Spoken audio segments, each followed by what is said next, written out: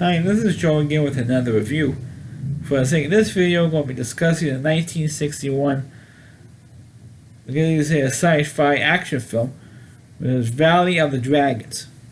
Of course, this film is based, or loosely based, on a Jules Verne film called Off on the Common. That's what the movie is loosely based on. And so it's two guys who are dueling. One was an Irishman and another one was a Frenchman, and they were dueling over a girl in 1881. And all of a sudden, this comet comes, hits the planet Earth, and these two guys just happen to get sucked into outer space onto this. I think it's more like an asteroid more than anything else, or this other planet where it's all cavemen. It's all different kinds of cavemen. One's in the caves, one's on the land. Neanderthals and cavemen. And there's a rivalry between these two groups of Neanderthals. And basically what happens is the two guys, they ended up getting separated. And of course one joins one tribe, and the other one joins the cave people, and the other one joins the Neanderthals. That's out of fate or whatever. And the two guys eventually get back to the two friends. Well, now they're friends. As they're trying to blow each other's brains out at the beginning of the movie, they eventually become friends. And they join all the tribes together to fight the various animals and creatures that are on this planet. And the thing is, it's more likely to go back in time more than anything else. But even though they still see the planet Earth and up in the sky, but you're in orbit of the asteroid they're on. But it's more like a time travel thing, like that Land of the Lost TV show back in the 70s. It's kind of sound like that, but with a comet instead of an earthquake. It was on the Land of the Lost television show. That's what this movie feels like, and it's not a bad movie, but the problem. I mean, did kind of like the movie a little bit, even though it kind of drags a little bit.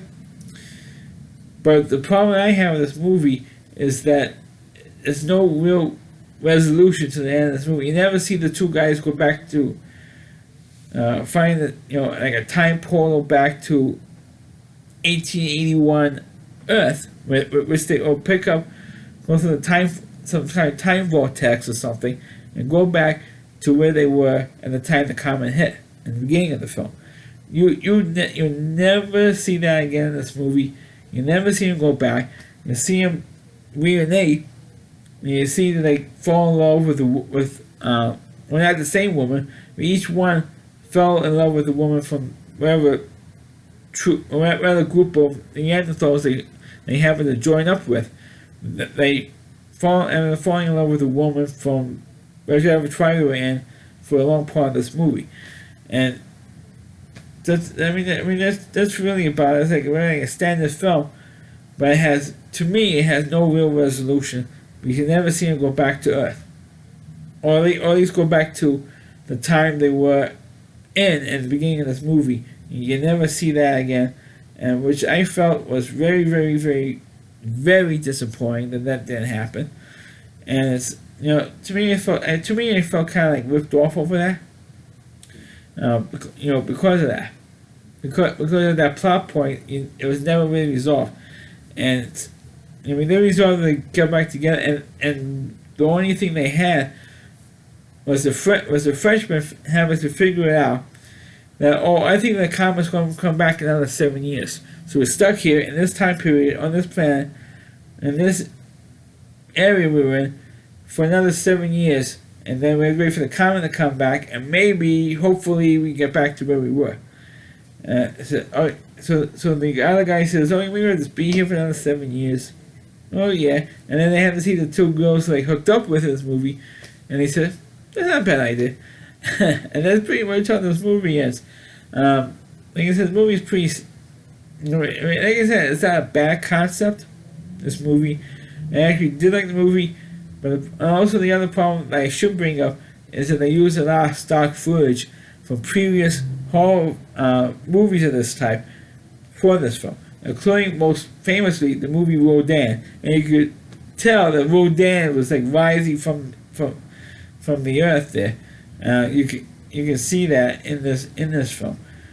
But to say, because that's more of a nitpick more than anything else, because naturally in those days, even in 1961 when this movie came out, you didn't have a real big science fiction or special effect houses back then. So you have to like be real creative to maybe use a lot of stock footage for the special effects in these movies. And that's what they did this movie, just to save a plot. Not to save not save the plot, but to save money on the budget for this film. Was to use stock footage because they could cheat more than anything else. So that's my review of the movie Valley of the Dragons. Please click on the video, please rate it.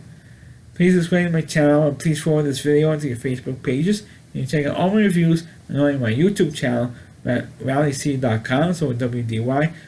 C.com is the homepage of the Rally Reviewer. Chris Moore, and please check out all his videos on his website. Thanks for watching. Catch you next time.